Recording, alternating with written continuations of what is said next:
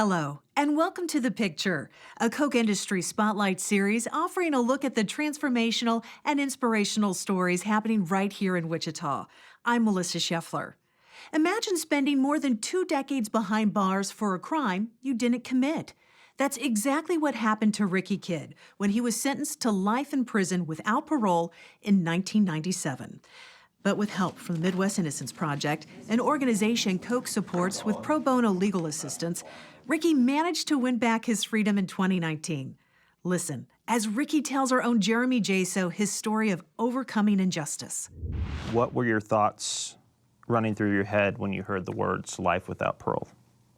Well, I remember hearing it, first of all, life without parole. It sounded like I was in a movie. Tears were streaming down my face, and I could not fully process it. How did you hold on to hope in those years, knowing that you're innocent, but not having that outlet or somebody to connect with and profess your innocence? So I remember looking in the mirror and telling myself, I'm gonna be a victor, not a victim. So I wrote letters, churches, organizations, lawyers, media, sending out maydays, help, help. And it was somewhat therapeutic. It was 2005 that I believe I received my first letter from the Midwest Innocence Project. And in 2007, they said, you know what, we're gonna take your case. And in 2009, we finally went inside a courthouse. We lost a total of 11 times, but we was finally able to get some traction going. Fast forward, August 15th, 2019, I get my lawyers on the phone, and Sean says, Ricky, you know what's going on. And then Cindy blurted out, you're free, you're free, the judge has set you free. And I cried for 20 minutes. It was the best moment of my life. How do you hold back those feelings of bitterness or resentment for a system that so obviously failed you? I often say that I could have chose to be bitter. It's not that I wasn't angry, I was, but anger unchecked can be destructive. And I wanted it to be productive. There's no probative value in raw anger. And so I channeled that anger and turned it into my passion.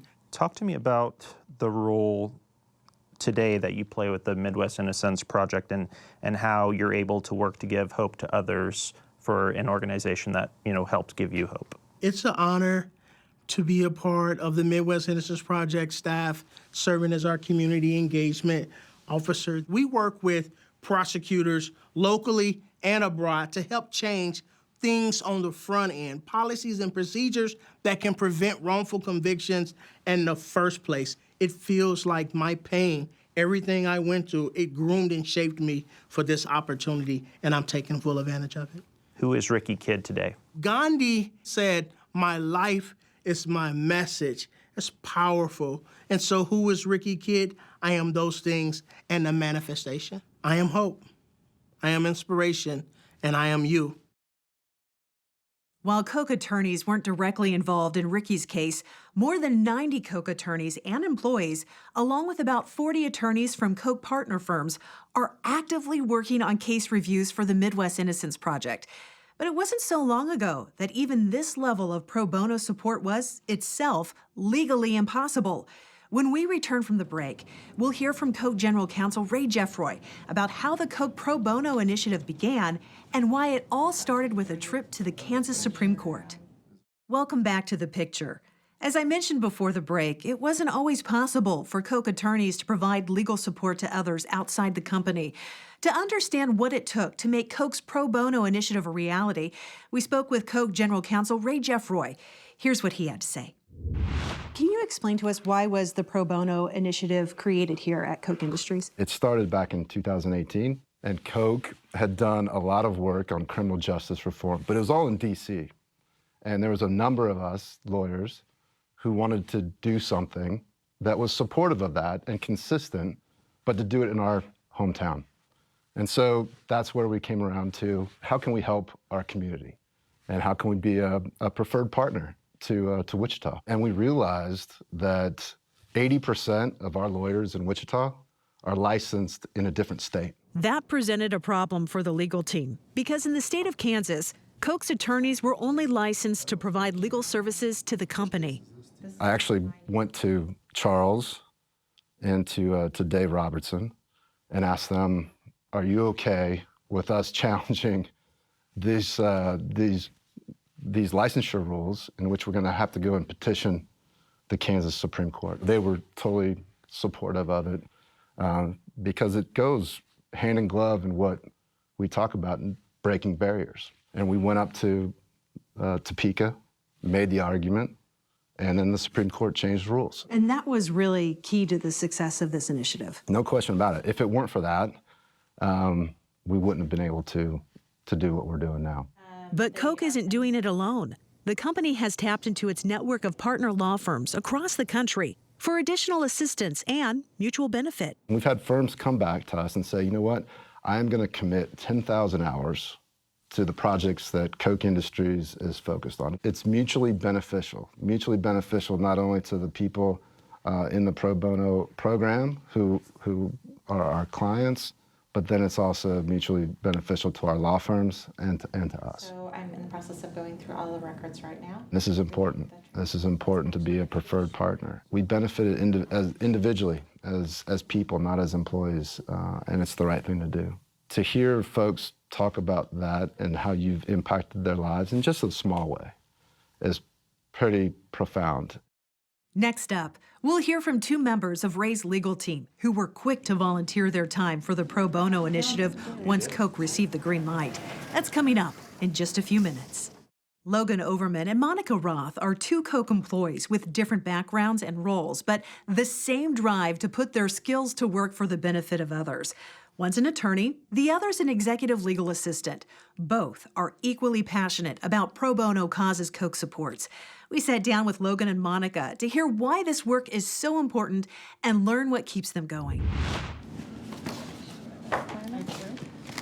Here in Wichita, Koch attorneys like Logan Overman were quick to take advantage of the Kansas Supreme Court's 2018 reversal, participating in an expungement drive that same year to help Wichitans file petitions to clear their records of certain offenses. We started out with an expungement drive, is what we called it, for the Kansas Legal Services, the KLS. So our drive helped individuals clear their records and allow them the opportunity to do things maybe they hadn't had the opportunity to do before. One individual had been employed for over 20 years. And he had never been able to apply for promotions at this employer, even though he had worked there for 20 years because of this record. And so one of our attorneys worked with him, got his record cleared, and the very next month he was able to apply and received a promotion at this company. So it's a real kind of tangible example of how this work can mean so much to others. Now, what about MIP? Do you have your involvement in your work with them? What types of cases have you seen there? These cases are, they take a long time to screen. We're part of the screening process. Individuals who are incarcerated currently, they make a plea and apply to the Midwest Innocence Project wanting someone to help review their case. And they receive lots and lots of requests. And that's why we form partnerships with attorneys and non-attorneys to get through these case files. But it's actually refreshing to have a non-attorney on the team. They see things a little bit differently. They bring a different perspective.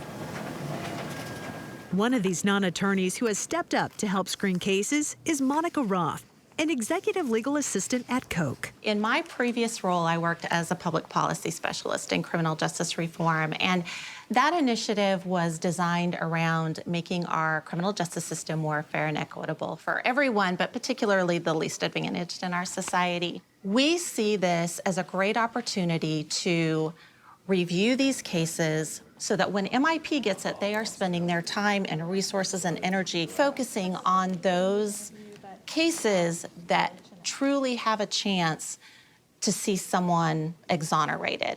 And so that means that people that are truly innocent have the opportunity to come home sooner. And Monica is quick to emphasize This is work anyone passionate about freeing the wrongfully convicted can do. A lot of people think that you have to be an attorney or you have to have a strong legal background to take part in case screenings. But the reality is you just have to have a passion. You just have to have a willingness and a desire to want to do it. Whether it's through MIP or in other initiatives, I see myself doing this for a very long time. From working expungement drives to reviewing case files in an effort to exonerate the innocent, Koch attorneys and non-attorneys alike have been busy since the state Supreme Court reversed its decision on pro bono. And Koch's efforts haven't gone unnoticed. The company was just recognized by the Legal Services Corporation, a national nonprofit promoting equal access to justice, for its partnership with Kansas Legal Services to make pro bono a possibility for corporations in the state of Kansas. It's another example of the work Koch continues to do locally to promote equal justice and remove barriers to opportunity that impede a free and open society. Thanks for watching this episode of The Picture. We hope this gives you a different look at the positive stories happening in Wichita. We'll see you next Sunday.